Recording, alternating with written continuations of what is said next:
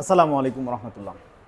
আজকের আলোচনা আমাদের ট্রান্সফরমেশন অফ সেন্টেন্স এর মধ্যে একটা পার্ট হচ্ছে অ্যাসারেটিভ টু ইম্পারেটিভ অথবা ইম্পারেটিভ টু অ্যাসারেটিভ।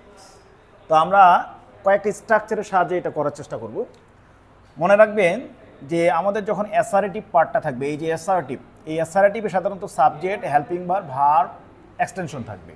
তো যখন আমরা এই অ্যাসারেটিভ সেন্টেন্সটাকে চিহ্নিত করব, চিহ্নিত করার প্রথম শর্ত হচ্ছে আমাদের এই যে এই বাক্যের মধ্যে আসলে ইউ আছে না উই আছে, এই দুইটা চিহ্নিত করার পরেই কিন্তু আমরা সাধারণত বেশি ক্লিয়ার হব।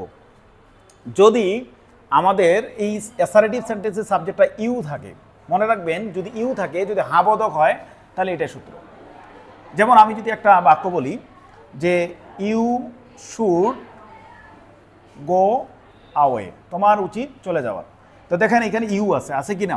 আমি কি বললাম, যদি বাক্যের শুরুতে ইউ থাকে তাহলে আমাদের এইখানে এই যে এই স্ট্রাকচারটা সে ব্যবহার হবে, যে আমাদের ভার্ব ওয়ান প্লাস এক্সটেনশন। তার মানে এই বাক্যটাকে আমরা যদি ইম্পারেটিভ করি, তার মানে ভার্ব হচ্ছে যে গো আওয়ে, এই শেষ।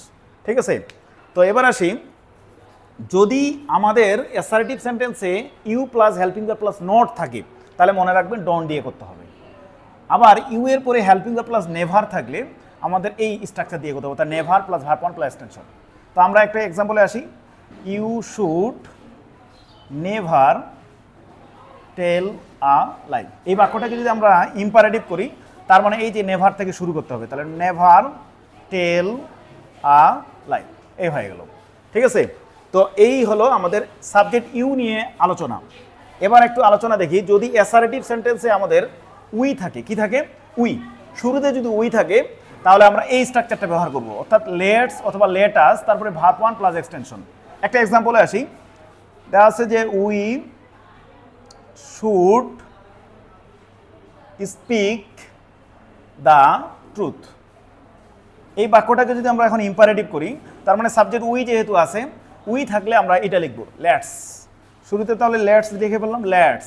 এরপরে হচ্ছে যে ভার্ব ওয়ান, এই যে ভার্ব ওয়ান হচ্ছে এটা স্পিক, স্পিক এক্সটেনশন হচ্ছে দ্য ট্রুথ। তার মানে আমরা সাবজেক্ট ইউ এবং উই সম্পর্কে ধারণা নিয়ে ফেললাম। এরপরে আসি, যদি আমাদের ইউ বা উই এই দুটো সাবজেক্ট ব্যতীত অন্য কোনো প্রোনাউন দিয়ে বাক্যটা অ্যাসারেটিভে সাজানো থাকে, তাহলে আমাদের এই স্ট্রাকচারটা ব্যবহার হবে লেট প্লাস অন্য অবজেক্ট অথবা noun from verb one plus extension. একটা এক্সাম্পলে আসি, যে রহিম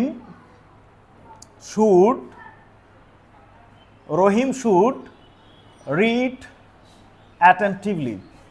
এই বাক্যটাকে যদি আমরা এখন ইম্পারেটিভ করি, তার মানে এই যে আমরা এখানে উই বা ইউ এই দুটো সাবজেক্ট পাইলাম না, এবার পাইলে অন্য সাবজেক্ট। তার মানে আমরা শুরুতেই কি লিখবো? লেট, এবার অন্য সাবজেক্ট বা অন্য অবজেক্ট। তার মানে এটা সাবজেক্ট রূপে আছে, তার মানে আমরা এই সাবজেক্টটাই নাউনটাই লিখবো। তাহলে লেট রহিম, এরপরে আসতেছে ভার্ব ওয়ান রিড অ্যাটেন্টিভলি। তো এইভাবে আমরা কিন্তু বাক্যগুলোকে কী করব?